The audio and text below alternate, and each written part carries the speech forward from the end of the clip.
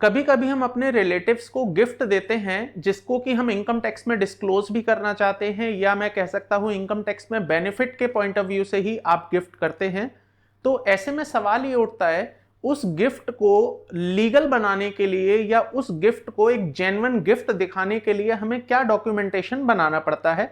आप सभी लोग जानते हैं, जनरली जब भी लोग कोई गिफ्ट देते हैं तो वो गिफ्ट डीड वहां पर बना लेते हैं। लेकिन मेरे पास अक्सर एक सवाल बार बार आता है, अगर हम गिफ्ट डीड बनाते हैं तो क्या उस गिफ्ट डीड को रजिस्टर कराना जरूरी है, या हम सिंपल उसको नोटराइज करवा के अपने पास रख लेते हैं तो वो भी हमारे लिए काम करेगी। दोस्तों, ऐसे में मैं इस क्वेश्चन का आंसर करने से पहले गिफ्ट दो प्रकार की कैटेगरीज में डिवाइड करना चाहूंगा। एक वो गिफ्ट होते हैं जो इमूवेबल प्रॉपर्टी से रिलेटेड होते हैं, और एक ऐसे गिफ्ट हैं जो अदर देन इमूवेबल प्रॉपर्टी हैं। जैसे कि मैं एग्जांपल के लिए कैश ले सकता हूं, या शेयर्स हो सकते हैं, या गोल्ड हो सकता है, या ऐसी अदर कोई asset which is not a land और बिल्डिंग।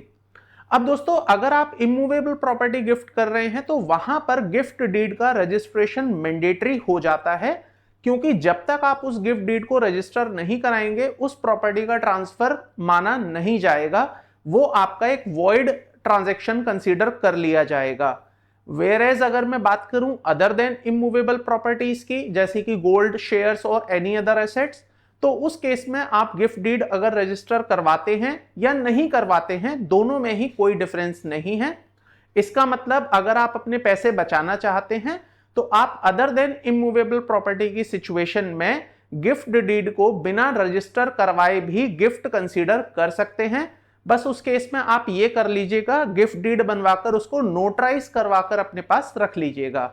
आई होप दोस्तों आपको इस शॉर्ट के माध्यम से गिफ्ट डीड के रजिस्ट्रेशन पर क्लैरिटी मिल गई होगी। इसी तरह के इंफॉर्मेटिव एंड नॉलेजेबल वीडियोस देखने के लिए चैनल को सब्सक्राइब कर लीजिएगा।